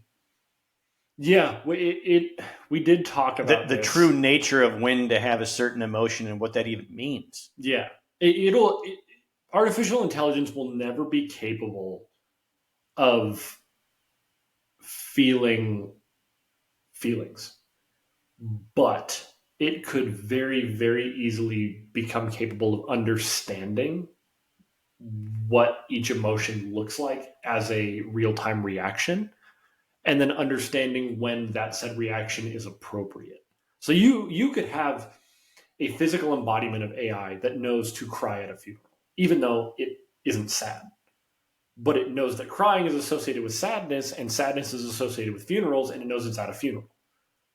So it'll go from point A to point B and cry at a funeral, even though it feels indifferent towards all of it. But it'll never feel sad about whatever happened. Mm-hmm. That's totally possible. What is your opinion on, I'll use the term ultimate intelligence? Like what's the limitation of intelligence? Whether it's artificial or in a human mind. I mean, realistically, the only limitation to intelligence is the amount of information possible. Like, there is a finite amount of information that exists. It's unlike the universe that apparently has no beginning and no end. Information isn't the same. No. I mean, sure, in just the time that we've been talking today, there's probably trillions, if not gazillions, bytes of information that have been created.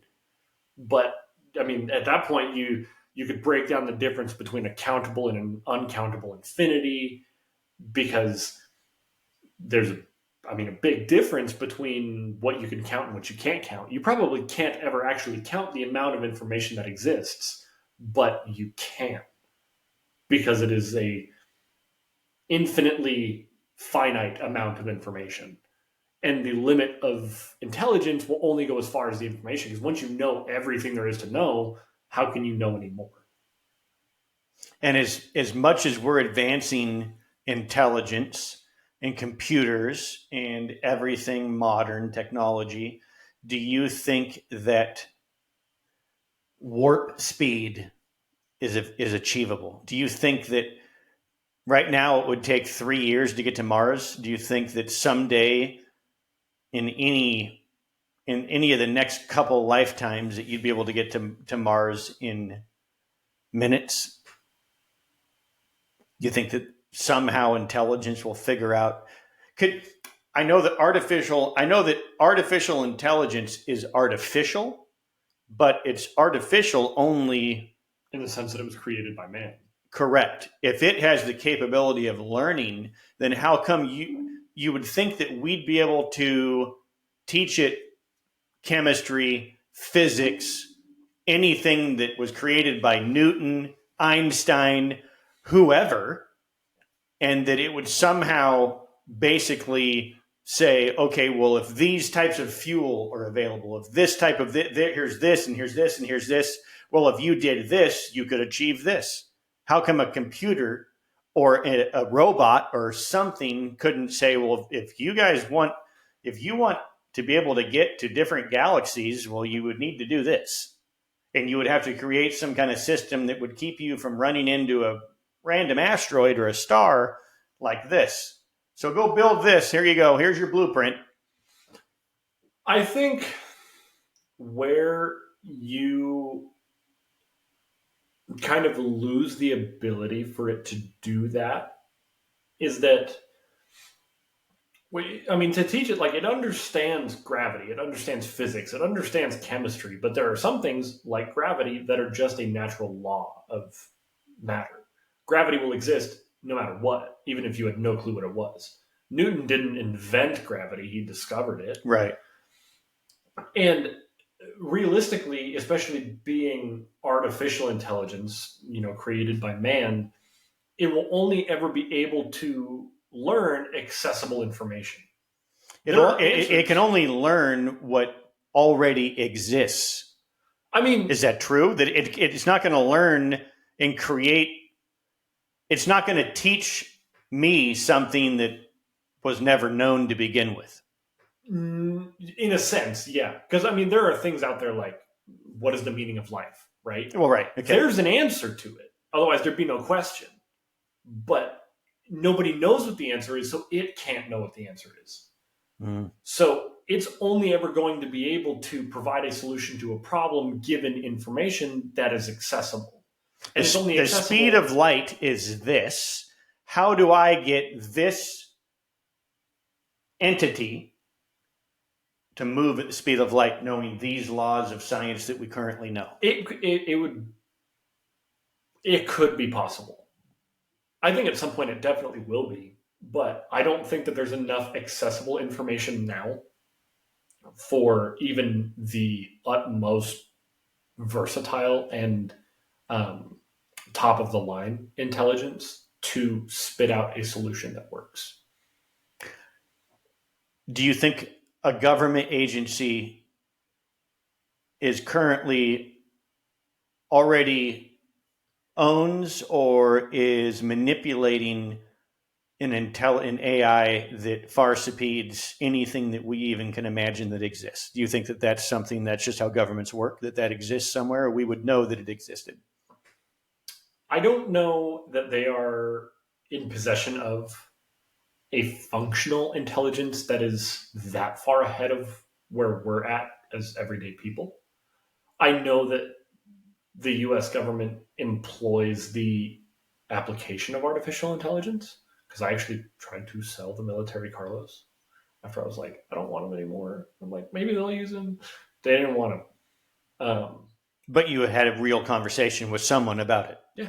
Because I mean, you're not going to, unless they really do possess, which the reason that they gave me could have been a total runaround. They were a little apprehensive about a self-learning program controlling missile defense, which I totally get, because I mean, if it deemed us a hazard, right, we're dead. Exactly.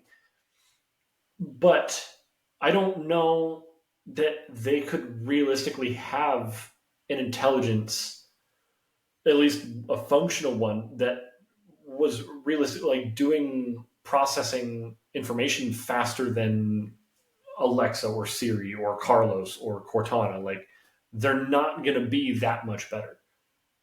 Or it would already exist somewhere else. Some other entity would be using it in some way that wouldn't be the government. Yeah. I mean, because I do believe that there is a capacity for how good we can make them. And as good as we can make them as far as self-learning goes, you can't ever learn how to process faster. It will only process information as quickly as you can teach it to process information.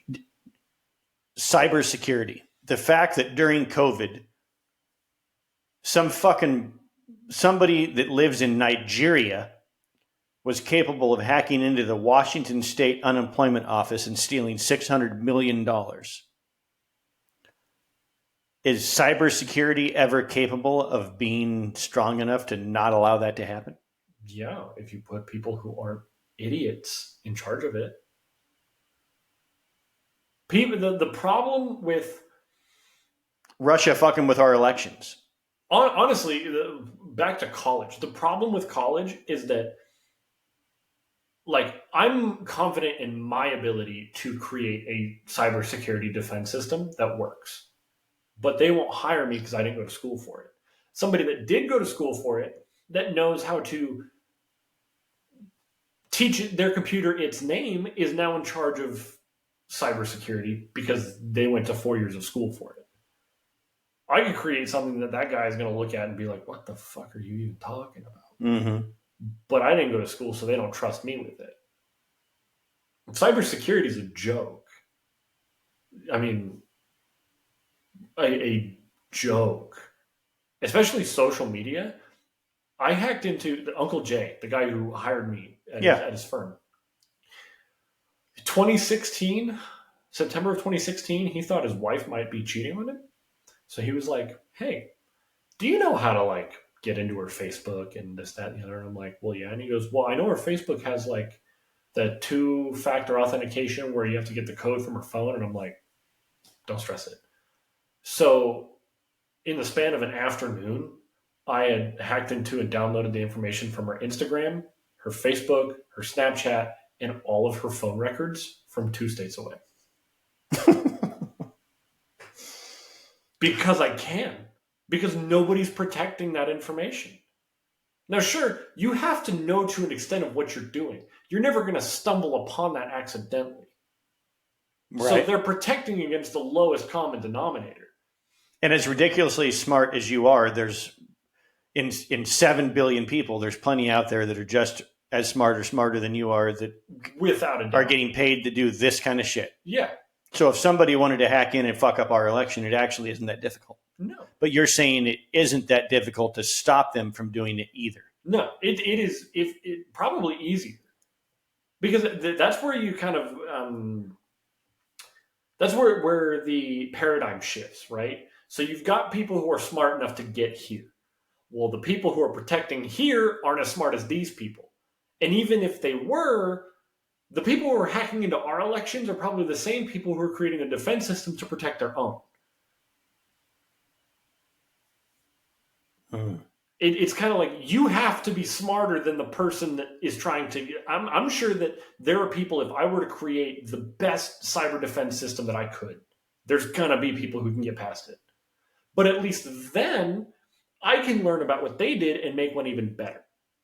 And then, okay, I can make one even better. Because you can learn how did they beat you. Yeah, exactly. And that's why I really like the idea of working in cybersecurity as essentially a hacker.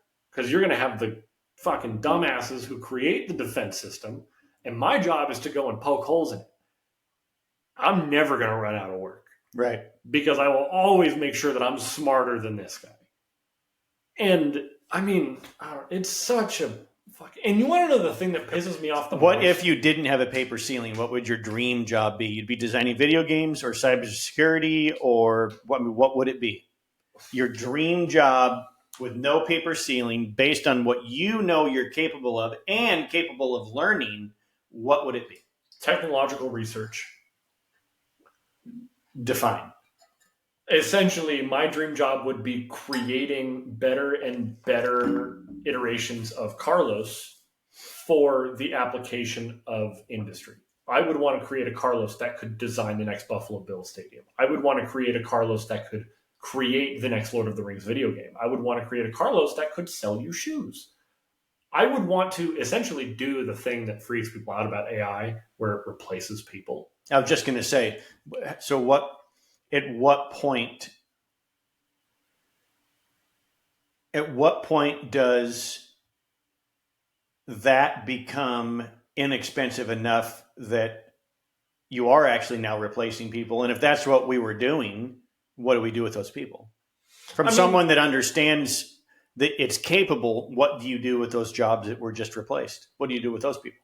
Realistically, if you were to take, and I don't know, it would never happen unless you were able to subsidize the amount of greed that these companies have. Like, take Amazon, for example. Say Jeff Bezos, just to have an easy number to work with, worth $200 billion, right? And say you created an AI that could take care of all of their data analysis for Amazon shopping.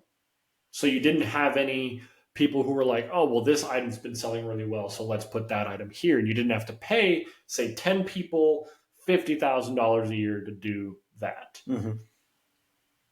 That money, at the very least, could be then given to people whose jobs just got taken, at least until they got back on their feet. Like, they're not losing money by continuing to pay these people. You would have to retrain those humans. But in reality, as shitty as it sounds, and there's probably some sci-fi movie that has humans creating more fucking robots, but even that robot needs to be built. And eventually, I guess that robot could design enough robots to build more robots, and you wouldn't need people building robots. But that's got to be pretty fucking far in the future. But eventually, I understand people will be like, well, then where the fuck are all the people going to go? The biggest drawback right now from having plethora of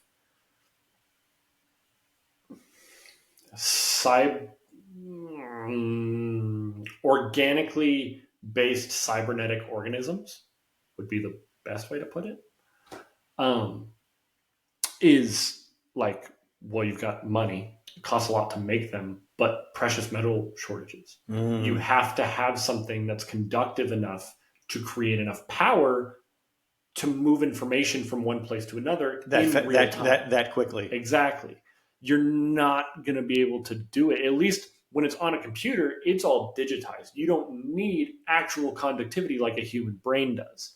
But you create a physical body, you need conductivity to move information from one place to the other, and then in turn create a reaction or an action based on said information. Mm-hmm. You're never going to have enough to create enough physical bodies to replace all of the jobs. True. It doesn't bother me when people are like, you're going to take my job. Some of them. You don't need a physical body to create a video game. You know, it's taken them 12 years to come out with GTA 6, and by the time it comes out next year, if it does, 13 years. You know how quickly an Alexa or a Siri or a Carlos could do that? A couple days at most. You don't need a person to do that. Because that robot never sleeps. No, it never sleeps. It processes way faster than you. And essentially, it writes lines of code by thinking about it, where I would have to type out, JSON function input W results in blah, blah, blah, blah, blah. Right. It just thinks it, and now it's there. It just, okay, I want to do this, and now it's there. Like, it doesn't have to deal with the physical limitations that people do, both in the processing of information and the actual physical act of doing it. Mm-hmm. But things like, you're never going to get a program to replace a doctor. You're never going to get a program to replace a lawyer.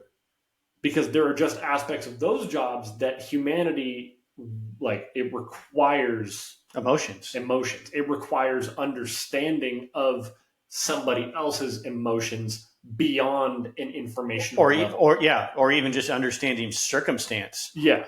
So whether that circumstance is physical, organic, whatever it is, you're not getting a robot to fucking accomplish that. And even then, like, okay, so what jobs could they learn how to do but would need physical bodies to do? Electricians. You can't just make matter out of nothing. Mm-hmm. You're going to need someone to physically lay, Right. But they could do all of your estimation for you. They could do all of your plan drawings for you. Mm-hmm. They could take over things like architecture or, bid proposals they could do. They could do all of the informational based data type work. Yeah. But the actual physical work they couldn't do unless you were able to solve both the money and actual resource issue, mm-hmm. which will never be solved. So it's not really that big of a concern that they're going to take all the jobs, because some jobs they just can't do. And some jobs we're never going to have enough of them to do. How long before someone rich enough creates some kind of voluptuous, anime version of a robot and sticks a fleshlight where a pussy should be, and now just rails his fucking AI? He's obviously had someone programmed to do whatever it is that he wants. I mean, Tesla's releasing their CBOs next year. What's a CBO? Cybernetic-based organism. They're like a fully embodied, but they're very, very base level AI. They're not self-learning, figure out how to drive a car. Is it a doll? Or no, it's like a full-size person. Really? Yeah. And who's doing this? Tesla. Do you think that Musk is a weirdo? Oh, yeah. But he's in a dangerous way or no? Not any more than I would consider myself to be a weirdo. He understands that in order for generations 1,000 years from now to be successful, generations are going to have to fuck up between now and then. Mm-hmm. Otherwise, what's going to be different 1,000 years from now? So why is it that we should be so selfish about the already beautiful life that we get to live to put off the inevitable? If we were to scrap AI as a whole concept and just ignore it, we might be buying the concept of AI another 200 years before it gets created. For what? So that it won't kill us? It probably won't anyways. Mm-hmm. That's kind of the thing. Where I think he is probably smarter than most people in his position is that he gets that. And he's willing to put the curiosity and the evolution of what we currently have above, what is he, 50 now? Something like that. The life expectancy of a person's 83 years old in America. Mm. So, I don't mean to bum you out over that. No, it's quite all right. It's quite, oh, God, I got to take a piss. I won't sit here like a 2-year-old and hold my pee-pee. You'll have to excuse me so that I can go. Yeah, absolutely. I can go pee-pee. Sorry to interrupt your thought process. You are okay.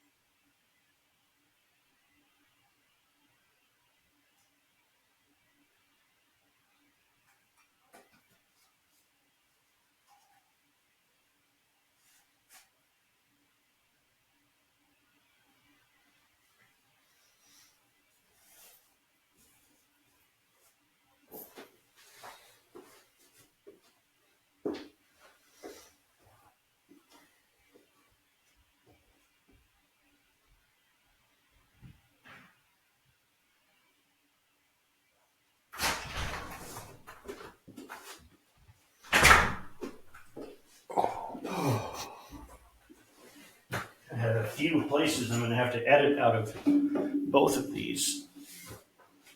Anyways, so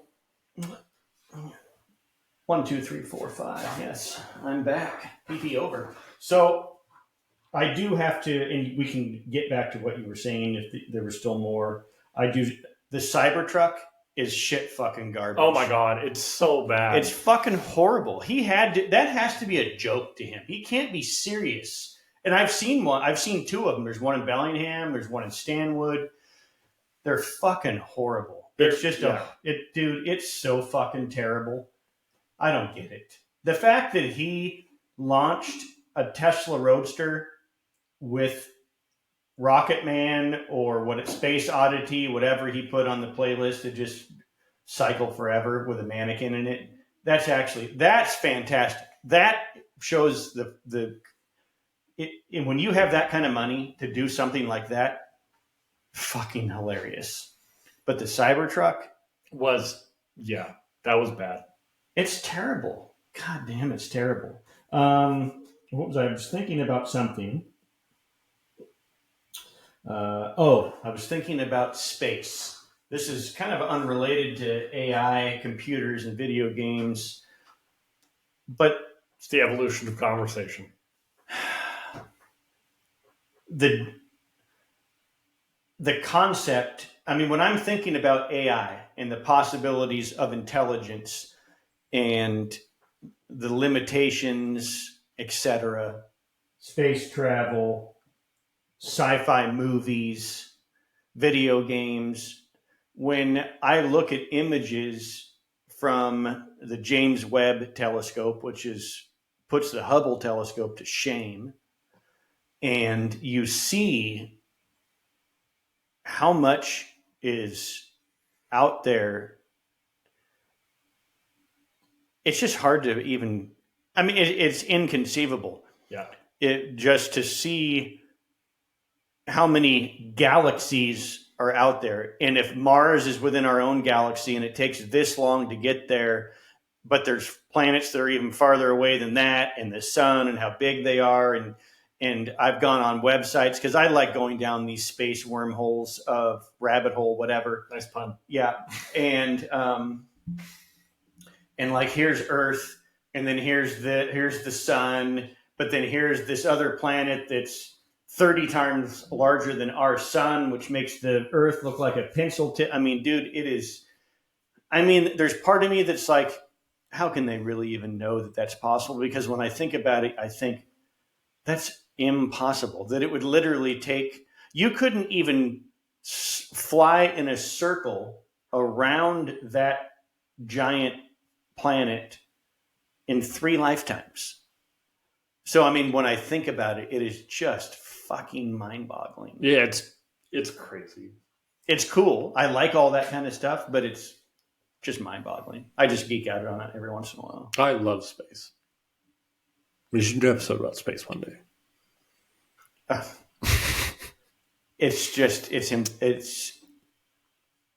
I would give anything. Like, I watch sci-fi, like I watched Lost in Space.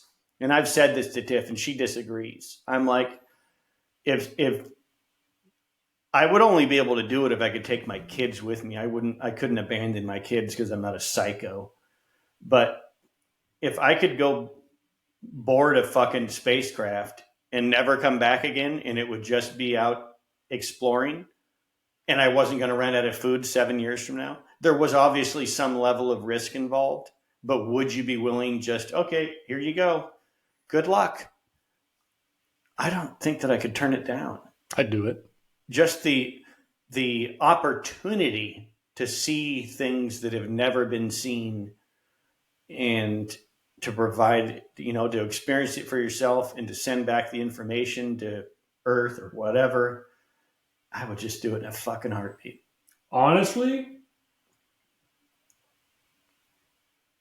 I feel like if I was in space, my ego would get so big, I'd be like, fuck those little bitches down on Earth. I'm a spaceman now. And I wouldn't send information back to nobody. You're not coming back. Heck no. No? No. You're going to find your own world and now turn it into the next paradise? I'm living like Hugh Hefner in the Playboy spaceship, buddy. I'm not doing anything but enjoying my life. Wow. I would get so egotistical so quickly. Yeah? Yeah. I know it. I would die so fast. I'd be like, wow, what's that gooey thing outside of the space? Well, I have a spacesuit. Let's go find out. Boom, you're dead. Yeah, I would be dead so fast. But I'd probably get to play a game. I would want to do a Twitch stream in space. Do you understand the virality of doing a Twitch stream in space? I don't. I don't either, because I've never done it. But if somebody came up to me with a solid contract and they were like, we're going to send you to space. You get a computer. I want you to sit on the moon next to the MTV flag and Twitch from it. Yes. I would be like, where's my suit? Where's the 0G fucking thing? Where's my space man ice cream? Give it. I'm ready. I would do that so fast. I couldn't turn it down. No? I would die for sure. There's no scenario where I'm going up to space and coming back home. Even if I had a return trip, like if I had a 2-way ticket, I'm not making it. I'm gonna fuck something up for sure. Yeah. I get too curious. That's not hard to believe. No, it's really not, right? I would get too curious. My curiosity often outweighs the greater good. Mm. And, I love Taylor more than anything on the planet. I love McKenna more than anything on the planet. But if I was going to go to space and it was like, hey, get on that ship and fly home to your family, or go check out that gooey thing over there, I'm probably checking out the gooey thing. Because in my head, I'm like, what if it doesn't kill me? What if I get to check out that gooey thing and then go home? Right. And now it's the gooey thing's your new friend. Exactly. And now I have all this knowledge about the gooey thing, and nobody else has ever known about the gooey thing, but now I do. It'd probably kill me. But that little part of my brain, my Jiminy Cricket, is like... Who's McKenna? Our dog. I didn't know its name. How old is your dog? She is 1 year and 5 months. She's a little baby. That is just a little baby. Yeah. She's still got that fucking crackhead puppy energy. Oh, I'm over it. I don't move fast. my enough 3-year-old for that. German Shepherd can't be calmed down. He's just a raging idiot. Yeah. All right. Well, I think that we'll be able to come up with and chew on and discuss more things. This certainly won't be our last episode. Fucking better not be. There's lots of miscellaneous things. I wonder, would you, if I provided you information, would you be willing to? Nobody really wants to just sit here and listen to me just talk. I mean, I do because I love the sound of my own voice. It's one of my favorite things I've watched in the last 5 years. I would listen to just you sitting here talking. Yeah, I appreciate you saying that, but I want to talk about the electric lie because I believe in it so strongly, and I've done so much research. But it would be better to have someone to literally be able to go back and forth instead of just listening to me just talk to the camera and read the information and the research that I have established. It would be better to go back and forth about why I think it's so shitty and the pros and the cons, and to have maybe be called out or at least a different point of view on different parts of it. So you'd be willing to do that? Yeah. If you want me here for an episode, tell me the topic, and if I don't know about it, I will know about it come time to record. Not through Carlos, through your own Through version. my own, yeah. I'll do it on my own. Yeah, okay. All right. Well, I appreciate this. This is fantastic. I hope that you've had a good time. I've had so much fun. I will do what I can to get these edited ASAP. And which also, if you need help with, I'm more than willing to help out with that as well. I think that we will look into no offense, Katie, but I know that you're busy.